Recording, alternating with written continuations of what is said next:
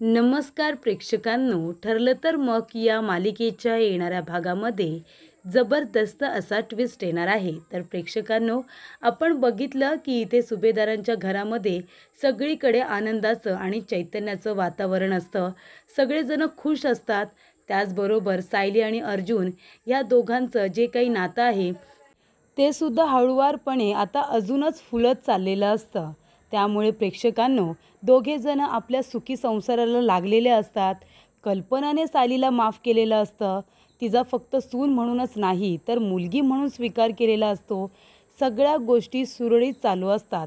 पण त्याच्यामध्ये प्रेक्षकांनो, इथे अश्विनचा हट्ट आहे की काहीही झालं तरीसुद्धा प्रियाला जामीन मिळवून द्यायचा. प्रियाला आपण जेलमधून बाहेर काढायचं असा त्याचा खूपच मोठा हट्ट आहे आणि त्यासाठी तो इतके प्रयत्न करतोय की अश्विनला आता एक असा वकील मिळाला आहे जो वकील कोर्टामध्ये हे सिद्ध करणार आहे की प्रियाने कोर्टामध्ये जी काही मधुभाऊंच्या विरोधात साक्ष दिली होती ती महिपतने तिला धमकी दिली होती म्हणून देण्यात आली होती. असं इकडे आपण कोर्टामध्ये सिद्ध करायचं असं आता प्रियाच्या नवीन वकिलांनी अश्विनला सांगितलेलं असतं. आणि प्रेक्षकांनो, अर्जुनपासून ही गोष्ट लपूनसुद्धा ठेवायची. अर्जुनचा या केसजवळ काही संबंध नाही आहे. ही केस आता मी आणि इथे सरकारी वकील यांच्यामध्ये होणार आहे. या सगळ्याशी अर्जुन सुभेदार यांचा काही संबंध नाही असं आता वकिलांनी अश्विनला सांगितलेलं असतं. त्यामुळे प्रेक्षकांनो, येणाऱ्या भागामध्ये इथे आता अश्विनला असं वाटत असतं की काहीही झालं तरीसुद्धा प्रियाला जामीन मिळणार आणि ती लवकरात लवकर घरी येणार. पण प्रेक्षकांनो, इथे आता प्रियाची वाट लावण्याचा निर्णय अर्जुनने घेतलेलाच आहे. त्यामुळे सहजासहजी प्रियाला आता सुटकारा मिळणार नाही आहे. तर इथे अर्जुन सरकारी वकील म्हणून आता कोर्टामध्ये हजर होत प्रियाचा जामीन रद्द करून टाकणार आहे. आणि त्याचबरोबर प्रियाने आतापर्यंत फक्त मधुभाऊंच्या विरोधामध्ये खोटी साक्ष दिलेली नाही आहे, तर तिने जेवढे गुन्हे केलेले आहेत, अगदी प्रतिमा आत्याला चुकीच्या गोळ्या देईपर्यंत, ते इथे कॉलेजमध्ये खोटं ॲडमिशन केल्याबद्दल आणि त्याचबरोबर इथे जो काही त्रास तिने सुभेदारांना दिलेला आहे, किल्लेदारांना दिलेला आहे, त्याबद्दल सगळी माहिती इथे आता कोर्टामध्ये आता अर्जुनने मांडलेली असते. त्यामुळे प्रेक्षकांनो, काय होणार आहे तर इथे प्रियाचा जामीन रद्दच होणार आहे.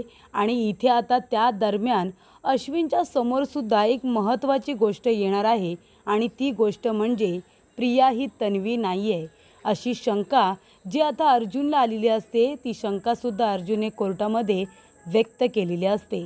तर प्रेक्षकांनो, येणाऱ्या भागामध्ये कशा पद्धतीने या गोष्टी घडत जातात आपण सविस्तरपणे बघूया. प्रेक्षकांनो, आपण बघितलं की इथे आता प्रियाला वकील मिळाला आहे आणि त्यामुळे इथे आता प्रियाच्या वकिलांच्या विरोधामध्ये कुणीतरी सरकारी वकील असणार आहे. मग तो सरकारी वकील कोण असणार याची नेमणूक कोर्ट करणार असतं. तर इथे प्रियाला खूपच जास्त आनंद झालेला असतो की चला, निदान अश्विन तरी माझ्या बाजूने आहे आणि तो आता मला बाहेर काढण्याचा प्रयत्न करतोय.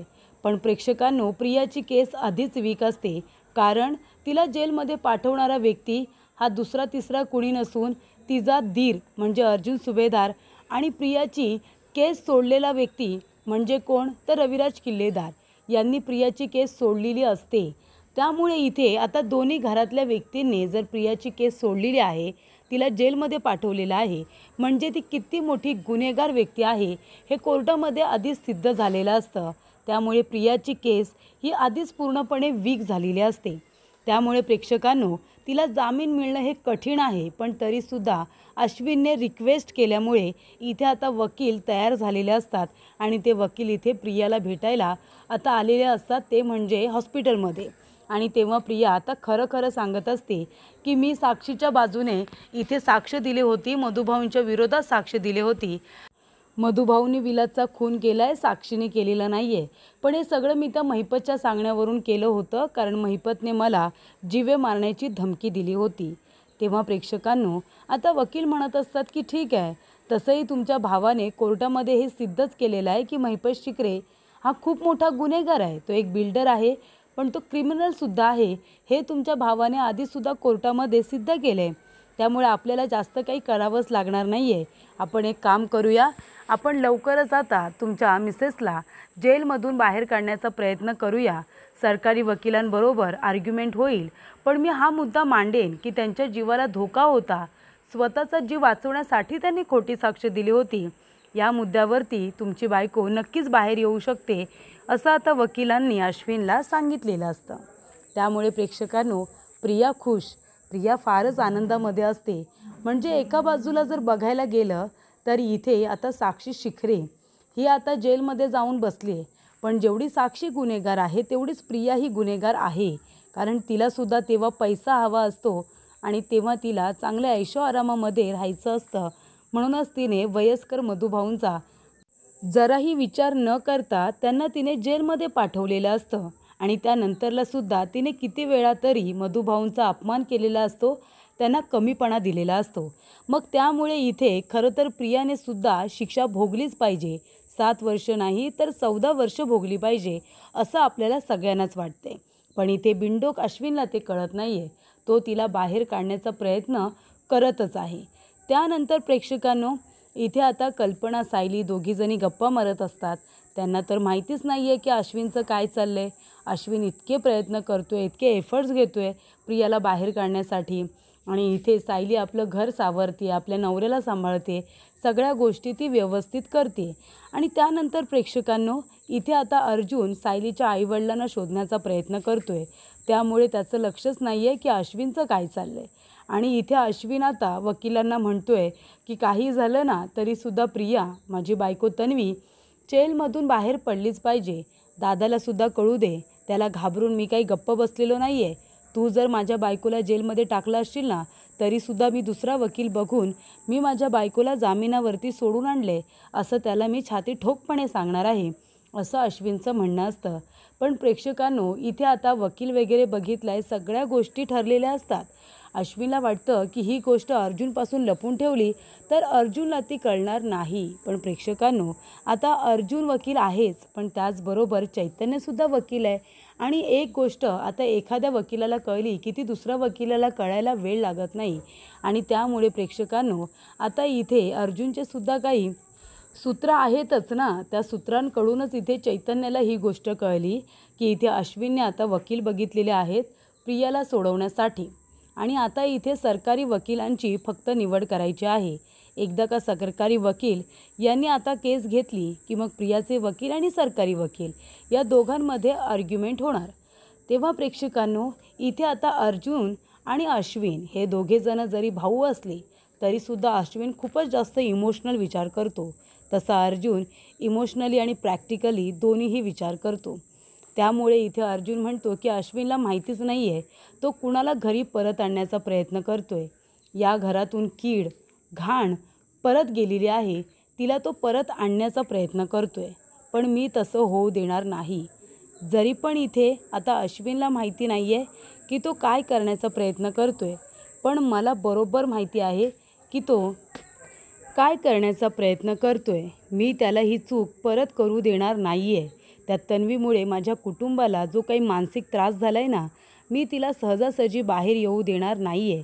आणि ती जर बाहेर आली तर मधुभाऊंच्या जीवाला अजूनच धोका निर्माण होऊ शकतो, हे अर्जुनला कळतं. त्यामुळे इथे प्रेक्षकांनो, अर्जुनने एक आयडिया केलेली असते. जेव्हा आता कोर्टामध्ये तारीख असते त्या तारखेला अश्विन, प्रिया सगळेजण हजर झालेले असतात. आणि प्रेक्षकांनो, आता कोर्टामध्ये जाण्याच्या आधी इथे अर्जुनने ही गोष्ट सायलीला सांगितलेली नसते, कारण सायली टेन्शनमध्ये येईल हे त्याला आधीपासूनच माहिती असतं. त्यामुळे इथे आता सगळेजण कोर्टामध्ये जमलेले असतात. तेव्हा चैतन्य आणि जेव्हा अर्जुन दोघेजण कोर्टामध्ये एंटर होतात तेव्हा इथे अश्विन आणि प्रियाच्या पायाखालची जमीनच सरकते. अश्विनला वाटतं की मी खूप मोठा तीर मारलेला आहे, पण त्याला माहिती नाही आहे शेवटीला अर्जुन सुभेदार हे काही छोटं मोठं नाव नाही आहे. ज्याने वात्सल्य आश्रम मर्डर केस ही आता तब्बल 2-2.5 वर्ष चालणारी केस त्याने एका महिन्यामध्ये सॉल्व्ह केलेली आहे. आणि तीसुद्धा अगदी व्यवस्थितरित्या मुद्देसूद आपले मुद्दे क्लिअर करत ही केस ज्याने जिंकलेली आहे, ज्याला ह्या केसचा खडानकडा माहिती आहे, जो प्रियाला अगदी जवळून ओळखतो, तिची केस आता अर्जुन कसा काय सोडू शकतो. म्हणून इथे सरकारी वकील म्हणून अर्जुनने स्वतःचीच निवड करायला सांगितलेली असते. त्याने इथे स्पेशल रिक्वेस्ट केलेली असते, एक गुन्हेगार सुटता कामा नये.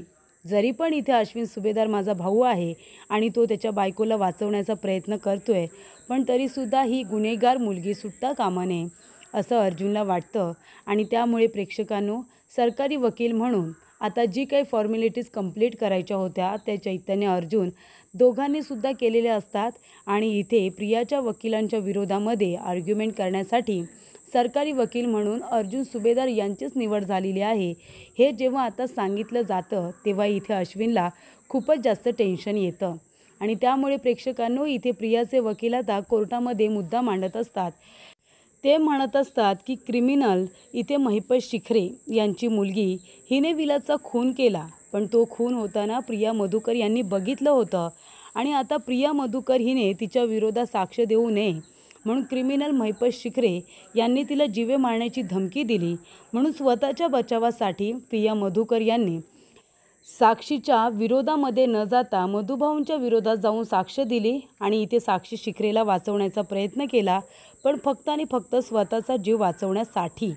तेव्हा प्रेक्षकांनो, इथे आता अर्जुन उभा राहतो. तेव्हा प्रियाचे वकील म्हणतात की इथे स्वतःच्या बचावासाठी दिलेली साक्ष ही चुकीची नाही आहे, त्यांची काही चूक नाही आहे, तेव्हा त्यांचा जामीन मंजूर करावा असं मला वाटतं. तेव्हा प्रेक्षकांनो, खुनाशी प्रियाचा काहीही संबंध नाही आहे असं तिच्या वकिलांचं म्हणणं असतं. तेव्हा अर्जुन म्हणत असतो की तुम्हाला कुणी सांगितलं की महिपत शिखरे आणि साक्षी शिखरे यांनी प्रियावरती दबाव टाकला होता? ती तर त्यांच्याबरोबर सगळीकडे फिरायला जात होती. प्रियाची आणि तिची घनिष्ठ मैत्री होती.